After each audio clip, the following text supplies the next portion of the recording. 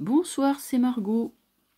Nous sommes aujourd'hui lundi, je crois que c'est lundi 25 ou 26. Ne m'en veuillez pas si je suis un petit peu inexacte dans les dates, mais j'ai eu tellement de choses à faire que du coup j'ai pas trop regardé le calendrier. Alors, aujourd'hui, vidéo, je vais aborder 3 sujets. Premier sujet, ça s'appelle « Les journalistes qui lâchent Macron ». Pujadas, Duhamel, Pascal Praud et Jean-Pierre Pernaut. Alors, ça fait beaucoup parce que c'est quand même des journalistes importants. Ce ne sont pas des journalistes indépendants, freelance, etc. Mais c'est vraiment des types qui sont au cœur du système et qui côtoient les politiques sans arrêt.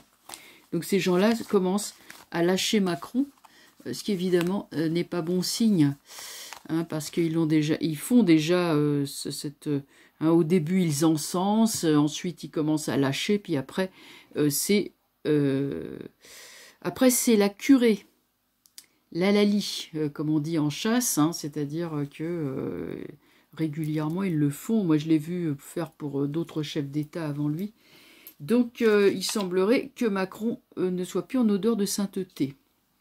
Je vous rappelle donc rapidement, Duhamel dit sur Twitter le 19 mai, je cite, « En ce qui concerne les masques, il y a eu de la dissimulation en permanence de la part du gouvernement et du président de la République. » Bon, la part d'un mec comme ça, c'est quand même pas rien. Ensuite, Pujadas, le 20 mai sur LCI, il dit que beaucoup de nouvelles, beaucoup trop de nouvelles même, dit-il, beaucoup de nouvelles étaient trop alarmistes. Voilà.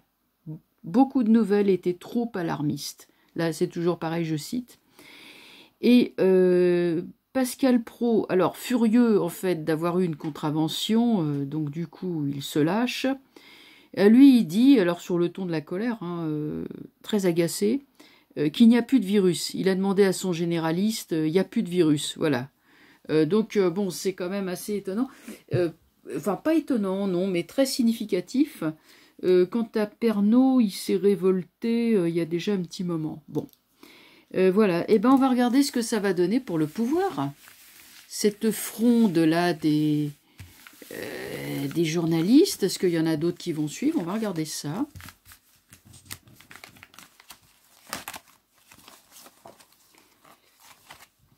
On va voir ce que le tarot nous dit.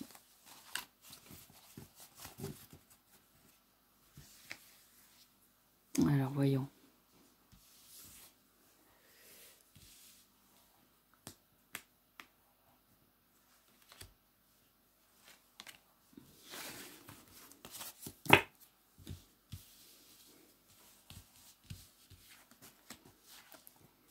Ouais, eh ben ça y est, il le laisse tomber. Ah, c'est fini l'état de grâce, hein. Ouh là là là là. Ouh là là. C'est fini l'état de grâce. Et là, ils peuvent plus le suivre. Pendu. L'état de grâce, il était là avec l'étoile. L'impératrice représente le pouvoir. Alors, on peut dire, oui, c'est Macron, c'est la femme de Macron, mais bon, évidemment, cette femme-là a beaucoup de pouvoir, hein, je vous l'avais dit. Mais en l'occurrence, c'est plutôt le côté mondain, le côté entre-soi, le côté caste. Eh bien ça, vous voyez, ça ne marche plus, l'état de grâce s'est renversé, le pendu ne marche plus, on te laisse tomber, voilà, on le laisse tomber.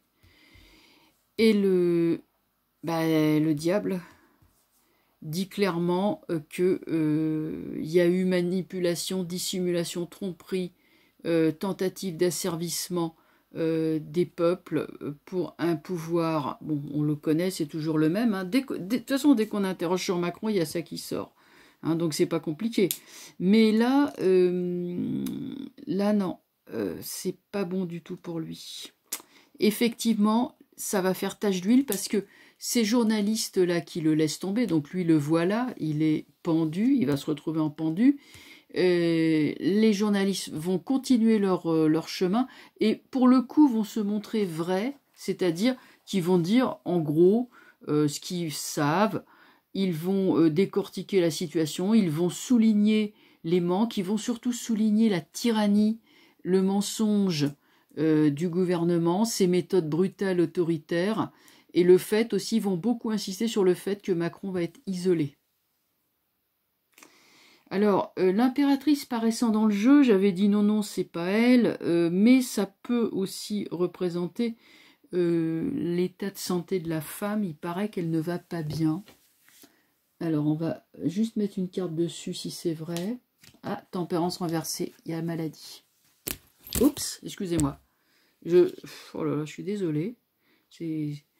Dans mon enthousiasme, je fais tomber le truc. Bon, tant pis, hein, je continue, hein. C'est vrai que ces caméras, ben voilà. Donc oui, il y a un problème de santé au niveau de la femme, ce qui ne va pas arranger Macron du tout. Mais alors là, pas du tout, parce que vu que cette femme-là, elle est constitutrice de sa psyché, si elle est hospitalisée, malade ou quoi, ça ne va pas arranger ses affaires, et en plus de ça, ça va se savoir, parce que les journalistes, à un moment donné, n'auront plus de raison de ménager Macron. Donc, c'est des choses qui peuvent remonter à la surface. Bon, est-ce que je fais un... non, je crois que c'est assez explicite comme ça. Bon, on va continuer. Du coup, je les range. Donc, oui, ce que je voulais dire, c'est tache d'huile. Attends, on va quand même... Ouais, du coup, j'étais tombée sur la femme. Les journalistes retirent leur concours. Attendez, je vais juste recouvrir l'étoile. Qu'est-ce que ça dit? Ouais, la justice. Il y a trop d'affaires de justice. Il y a trop de... Non, là, ça, c'est le destin qui va rattraper la Macronie en l'isolant, lui, et en soulignant les excès, là. Et donc, là, les journalistes vont dire, enfin voilà, ils vont lâcher, ils vont plus se gêner, quoi. Ils vont débrider leurs paroles. Alors on continue. La découverte, on m'a fait parvenir ça, la découverte de scientifiques italiens. Alors bon, qu'est-ce qu'ils ont fait? Ils ont passé outre l'interdiction, ils ont disséqué des gens qui sont décédés du virus Zouzou. Et alors là, surprise, ils se sont aperçus que c'était pas du tout un problème pulmonaire, mais plutôt une thrombose, c'est-à-dire le sang qui se met en caillot et qui bouche les artères. En gros, c'est ça, et qui, bien sûr, qui s'attaque aux poumons, qui s'attaque partout. Hein. Alors, moi, j'ai fait une recherche hein, sur Google là-dessus. Et bien entendu, il y a Le Monde et Libération qui disent « Mais non, c'est une fake news », qui disent « C'est pas vrai, c'est pas vrai, c'est pas vrai ». Alors, moi, j'accorde un crédit très limité à ces deux journaux, vu la façon dont ils ont encensé le pouvoir tant et plus. Donc, moi, je regardais, est-ce que... alors, il y a un naturopathe qui s'appelle Michel Donia, qui relaie hein, l'info. Et cette info, donc, il dit par exemple que bon, bah, on reprend tout à zéro. Moi, je voudrais savoir si c'est vrai tout ça, si cette info qui nous vient d'Italie, c'est cette, comment dire, cette reconsidération du virus. Bon, bah, est-ce que c'est vrai? Donc, on va demander, puisque les uns disent c'est vrai, les autres disent c'est pas vrai. Et comme ceux qui disent que c'est pas vrai sont plutôt du côté du manche, eh ben on va regarder ça. Qui dit la vérité?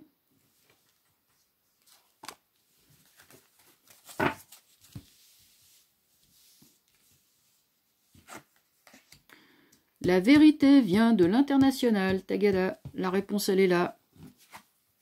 Tiens, avec l'étoile en plus. Ça, c'est la vérité. Le pendu. La lune renversée. Ouais, on s'est complètement trompé. On aurait pu éviter tous ces morts. Voilà, le zouzou, il est là. Eh ben, on s'est complètement trompé. Effectivement, les Italiens ont raison.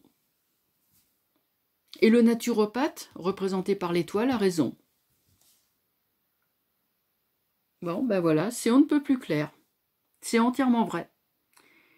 Quant au monde et à Libé, bon, allez hop, hein. Le monde, ça, bon, Ils sont tombés bien bas, hein, c'est dommage. Ça a été bien à un moment donné. Hein. Il y a 30 ans de ça, c'était pédago, c'était bien, bien rempli. Oui, c'est très pédago, le Monde. Et puis Libération, bah, ça a commencé sur les barricades. Hein. C'est Jean-Paul Sartre hein, qui a fondé Libération en mai 68. C'était un journal révolutionnaire, pour ceux qui ne le savent pas. C'est le journal de mai 68, hein. Révolutionnaire et tout. Hein. Enfin bref. Voilà, voilà. Bon, et ben écoutez, attendez, je remets cette caméra. Bon, bah c'est clair, c'est très clair. Et je n'ai pas besoin d'ajouter quoi que ce soit d'autre. Les cartes ont répondu. Alors, nous allons continuer sur notre troisième. Alors là, écoutez, acharnement, mais un acharnement qui finit vraiment par être étrange contre encore le professeur Raoult. Écoutez, c'est un tel feuilleton qu'on a du mal à suivre. Donc là, dans la précédente question, c'était l'OMS hein, qui était visée par l'enquête des Italiens. Hein, les Italiens ont donc mis sur la sellette et accusé nommément l'OMS. Et là, c'est... alors attendez. On veut interdire en gros l'hydroxychloroquine. Une enquête qui a été faite que Raoult a réfutée, hein, disant que c'était de la fantaisie. Non, moi je dis c'est de la fantaisie, lui il a dit c'est de la foutaise. Donc il s'acharne complètement. On va voir ce que ça va donner, qui va l'emporter de tout ça, sachant quand même que le protocole de Raoult il est suivi à l'étranger avec succès. Hein. Donc là, bon, bah, on va regarder hein, qui va gagner dans tout ça. Est-ce que c'est Véran et c'est Toubib, ou est-ce que c'est Raoult? Je vous dirai ce que ça m'inspire après.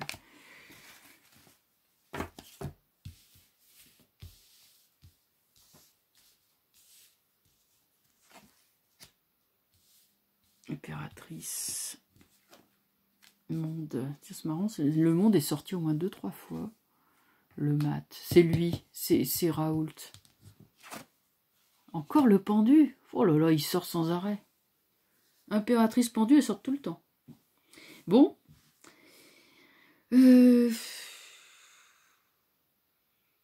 Non, c'est l'outsider hein, qui a raison. C'est l'outsider. Après, c'est vrai qu'ils font tout pour le... Ils font, avec le pendu, ils font tout pour essayer de lui mettre des bâtons dans les roues. Mais attendez, là, on peut considérer que ça représente Raoult. Lui, oui. Raoult, l'étranger. Alors, c'est vrai que l'étranger tend ses bras hein, à Raoult. Mais bon, il va pas rester, il veut pas aller. Il va rester sur place, même si on lui casse les pieds.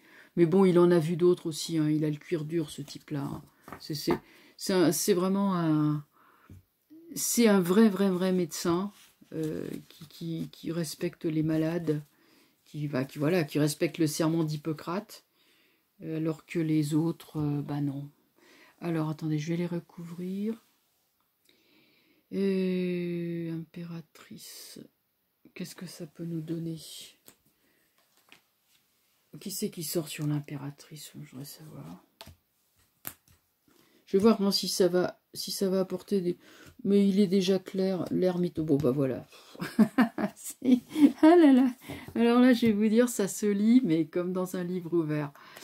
C'est pas compliqué. Le voilà, Véran. Le médecin, le mauvais médecin. Je m'apprêtais à dire que maintenant, nous avons une médecine dévoyée. C'est-à-dire, au sommet de l'État, nous avons des médecins qui ne respectent plus le serment d'Hippocrate, qui mettent qui n'ont pas dû voir un patient depuis des lustres, et qui n'hésitent pas à taper sur leurs confrères qui, eux, font leur boulot, c'est-à-dire sauver des vies humaines. Voilà. Et là, il y a une grave crise de la médecine. Donc, voilà Véran. Pas compliqué. Battleur renversé. Force renversée. On essaie, vraiment, on essaye de le contraindre. Hein. On ment on essaye de salir sa réputation. Il y a l'étoile. Bon, tout sort renversé, ok. Donc ça veut dire que c'est retardé. Par contre, je note hein, quand même que l'ermite étant sorti renversé sur l'impératrice, c'est que là, nous avons vraiment le faux médecin. Enfin, le faux médecin. C'est le médecin qui a dévié, qui a été dévoyé de sa route. Là, nous avons le monde, le battleur, renversé. Le mat, la force. Ouais, l'étoile est là. Ça m'embête un petit peu qu'elle soit renversée parce que ça veut dire qu'en fait, ça veut dire qu'on n'a pas fini de l'embêter.